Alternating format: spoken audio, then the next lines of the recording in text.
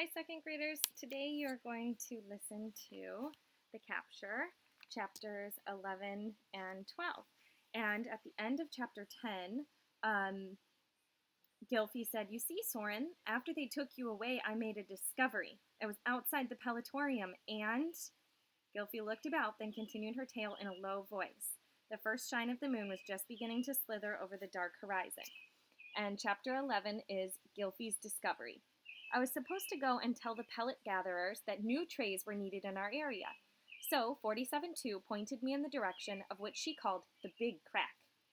It was in fact very near our area and ran straight up a rock side of the Pelatorium. I was told to go into the crack, and I would find a line of other owlets also going to the storerooms, and to follow them and not go off the trail. So I did just that. Gylfi was telling the story so well that Soren could imagine every little turn on the path through the rock crack. It was as if he were right there with Gylfi. There were many cracks leading off the main crack, and sometimes voices could be heard. It was interesting that none of the other owlets who I followed seemed to even notice these cracks or hear the voices. Perhaps they had walked this trail so often it was meaningless to them. But I looked about and could see that at one point in the crack, the sky cut through. Yes, it was quite beautiful, really. Just a little piece of sky like a blue river flowing above, and then at one point, the sky seemed very low. You know, Gylfi stopped and mused for a moment. Ever since we have been here, Soren, I have had the feeling that St. Agulus Academy is deep, deep in a stone canyon. That its very steepness and depth make it the perfect prison. But at this one point along the trail, I realized we were up higher and not so deep, close to the sky. Close to the sky, Soren repeated softly. Once he, too, had been close to the sky. Once he had lived in a hollow high up in a fir tree lined with the fluffy down from his parents' breasts. Once he had lived close to that blueness of the day sky, and the blackness of the night had been so near. No wonder a little owlet could almost believe it could fly before it really could. The sky was a part of owls, and owls were a part of the sky. Gylfi continued her story. I thought that on the way back to the Pelatorium, I would try and look a little harder around this particular spot, maybe slow down. Then I thought, maybe I could just pretend to be marching. You know, just like the great scheme idea. It would be a good test. Would anyone notice? Maybe not, and better yet, there did not seem to be any monitors around. Gylfi's eyes brightened, and she paused, hoping this idea would sink in with Soren and convince him that it could all work. So on the way back, that is exactly what I did. No one seemed to notice at all. They just moved around me as if I were a part of the stone wall that jutted out. And then something extraordinary happened. An owlet seemed to stumble near me. This owl, a young snowy, just blinked at me, and I thought, great blocks, I've been discovered standing here. So I pointed up toward the sky, as if I were admiring the view. Sky, I said pleasantly, and the owl blinked. Not a question blink, but a real moon blink. The same look that is in their eyes when they repeat their names on the sleep march. Gylfi took a deep breath, as if what she was about to say was terribly important. And it was. I realized then that many words for these owlets, just like their names, have no meaning at all. Can you imagine, Soren, an owl not knowing what the sky is? Soren thought for a moment. It was indeed unimaginable. Or was it? He remembered what Auntie Finny had said about some birds not destined for flight. But Soren had another question. Does this owlet just not know the word? Or does she really not know what the sky is? Gylfi blinked. Soren truly was a deep thinker. He continued, Mrs. Plithifer, our nest-made snake, I told you about her. Well, she is blind, but she knows about the sky. She says that all snakes, whether they are blind or not, call the sky the yonder, because it is so far away for snakes. It is about as far as anything can be for a snake, and that is why she loved working for our family, because she felt close to the yonder. No, Soren, I think this owlet truly has been completely and perfectly moon-blinked. She does not know the word, nor does she have any idea of sky. That's so sad, Soren said softly. It is sad, but you know it makes our job of escaping easier. Maybe the monitors have been moon-blinked about words, but I have to tell you the other thing I discovered when I stopped at this place. What's that? Well, down a side crack, I saw a place that was guarded by an owl who looked familiar. As a matter of fact, I don't know how I didn't recognize him instantly. It was Grimble, the owl who snatched me. I've thought a lot about him. Do you remember what he said when we were flying here? Something about it hardly seeming worth the effort, and how the owl who snatched you warned him that he might get a demerit if Sporn heard him talking that way. Yes, Soren said slowly. He was not sure where Gylfi was going with this. Well, I think Grimble has perhaps not been perfectly moon-blinked, and that could be really good, too. Wait, one time you say it will be helpful to us if someone is perfectly moon-blinked, and the next minute you say someone like Grimble, who might not be, can be helpful, too. Grimble might be one of us. Don't you see, Soren? He might be pretending to be moon-blinked the way we have. As a matter of fact, I am almost sure he is. Why? Because I went down that side crack, and I found out what he was guarding. You did? Yes, and do you know how hard it is to find out information when it's against the rules to ask a question? Oh, yes, Soren said. A couple of times I almost did ask questions, and Grimble seemed to sense it. What did you find out? Have you ever heard of books? Of course I have, Soren said indignantly. Books and barn owls go very far back. These were the exact words that his parents often said when they took out their few books to read aloud to the owlets, especially since so many of us once lived in churches. My parents had a book of psalms. Psalms? Gylfi was truly impressed. What are psalms? Like songs, sort of, I think. Soren had not really heard that many, but when his mother read him the psalms, it seemed that she sang the words more than spoke them. But what about books? What did you find out from Grimble? The place he guards is a book place. They call it a library. Have you ever heard of that? A library? Never. How did you find out all this? You certainly didn't ask questions. No, of course not. You see, it is off limits. Only Skench and Sporn are allowed in. That's how I sensed he might be one of us. He seemed to know the question before I ever had to think of a way of asking it. I want to get in. Why? I think we just need to get out of here. I want to know about the flecks, Gylfi said. Flecks? What flecks? The flecks we're always singing about, the bright flecks at the core, the ones the first-degree pickers pick for. Are you yoiks, Gylfi? You want to stay around this place long enough to become a first-degree picker? Soren, something worse than just moon-blinking young owls is going on here. I just sense it. Something very bad. Something that could destroy all the kingdoms of all the owls on all the earth. Gylfi paused. Something deadly. The word seemed to hang in the air, and Gylfi stared ahead unblinkingly. These owlets are the walking dead. I think it would be better to be dead than be like 47-2. But you said all the kingdoms of all the owls on all the earth? Total destruction, Gylfi said. Her voice was like ice. Look, Soren, I want to get out as much as you do. I think Grimble might be helpful, but we'll have to be very careful. And that library with those books holds secrets.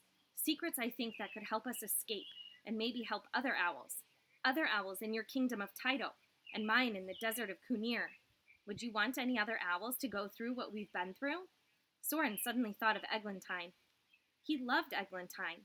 The thought of her being snatched, of being moon-blinked, was almost more than he could bear. There was a world of Eglantines out there. Did he really want them to become empty-eyed, hollow-voiced, destined not to fly owls? A shudder ran through Soren. It was not good enough to just escape. In fact, their task was greater than he had ever imagined. A shriek split the night in the Glycidium. The moon had risen, and the alarm for the first sleep march sounded. Soren and Gylfi felt the stir as thousands of owls began to move. The strange babble rose up as each owl repeated its old name over and over again. The two little owls looked at each other and moved their beaks, turning the sound of their numbers into something that might pass for a name, any name but their own. And now, tonight, they would try the second part of their strategy for the first time. The one that Gylfi had tested in the big crack. They would march in place, giving the appearance of motion, but never moving from the cast shadows. It had worked for Gylfi in the big crack.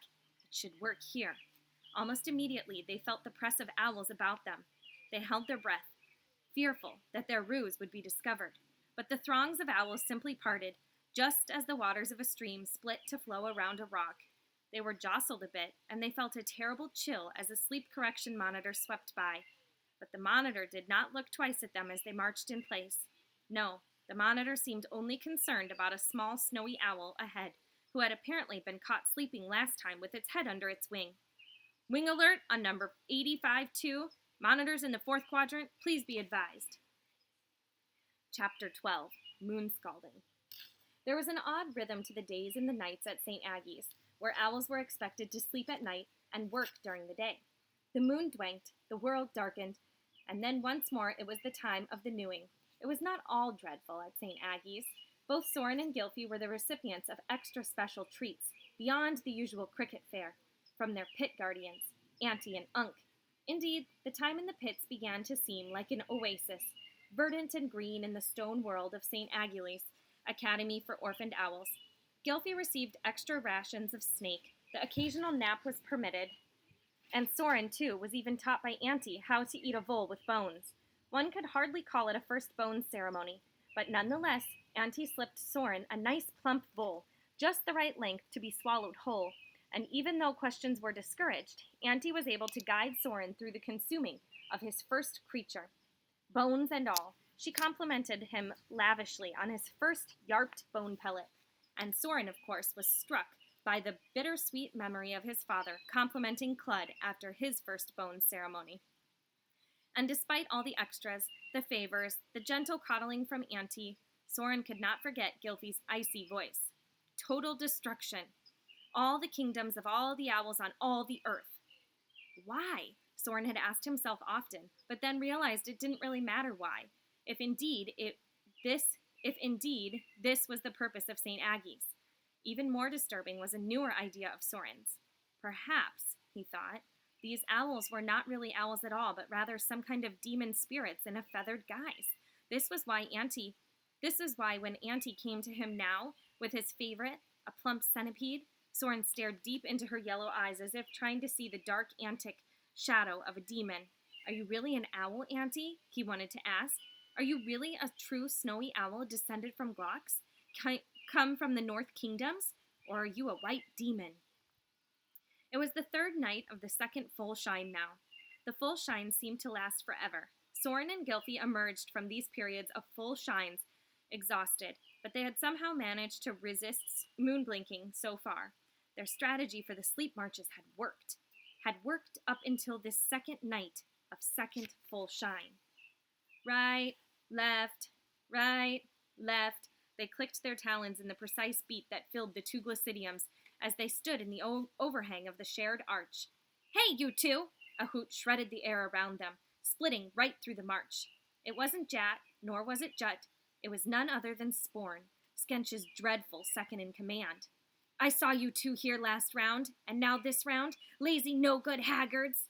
Soren and Gylfie, caught in the fierce yellow glare of the Screech's owl's eyes, began to tremble. Avoiding the moon, that's what I'd say. Well, we have remedies for that. Oh, Glox, Soren thought. If I get plucked again, and Gylfie, she'll never survive it. March, you two, march to the moon blaze. Don't say anything, Gylfie whispered. We're together. That should count for something.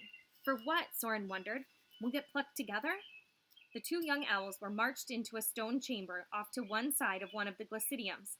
The walls of this chamber were made of pure white stone and slanted outward at peculiar angles. Indeed, the moonlight seemed to pour into the white stone cell and blaze off the walls in a fierce brightness. You shall remain here and be scalded by the moon's light until the moon goes. See how you like that? Sporn blasted them with a screech to punctuate her remarks, and the screech, as powerful as a wind, nearly toppled the little elf owl. And no head ducking. We'll be watching, added Skench. Gylfie managed to recover her balance and planted her tiny talons firmly on the stone. Well, she said, at least we're not plucked. Gylfie, are you yoiks? In these situations, Soren, you have to look on the bright side. No pun intended. Gylfie said as she looked around and saw moonlight bouncing off every surface. Gylfie, I don't think there is a bright side, pun or not. Plucked or moon-scalded, you consider that a choice? We're not going to be either. A new fierceness had crept into Gylfie's voice. Well, how do you think we can avoid it? You can stand in my shadow, but it's not exactly as if I can stand in yours. You're a midget. That is not fair, Soren, and you know it. Stature jokes are not appropriate. They are considered very bad form where I come from.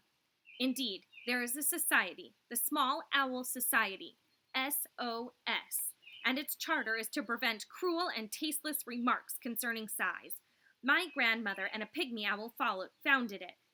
Gylfie brimmed with indignation. She seemed far more upset about Soren's use of the word midget than being stuck in the white stone chamber for moon scalding.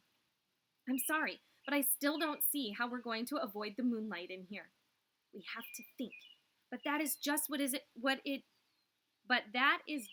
it is impossible to do when one is moon-blinked, Gylfie. I think this is it for us.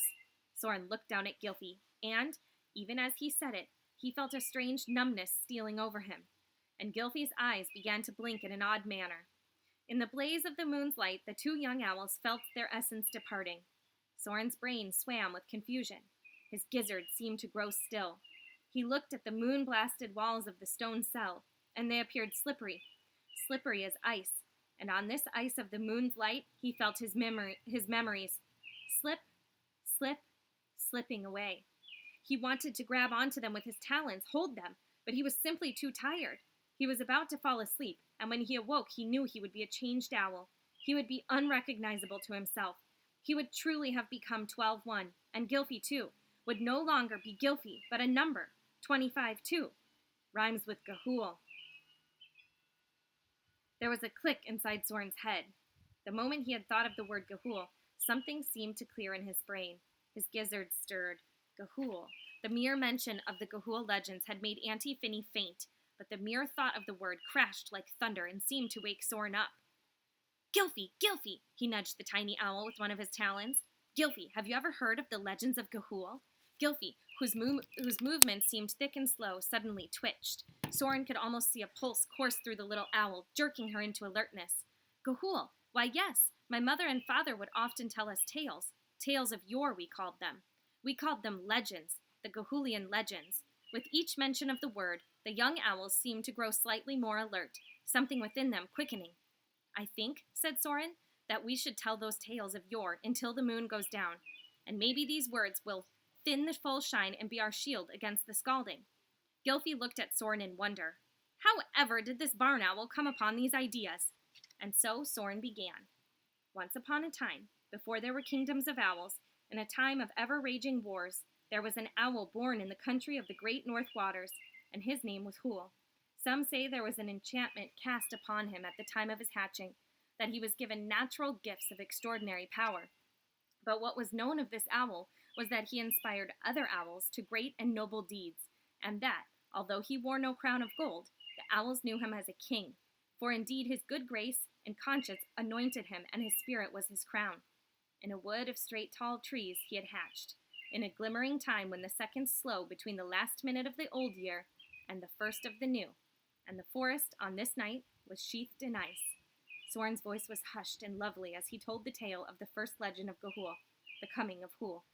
The two little owls' hearts grew strong, their brains cleared, and their gizzards once quickened again. All right, Chapter 13, Perfection, will be next week.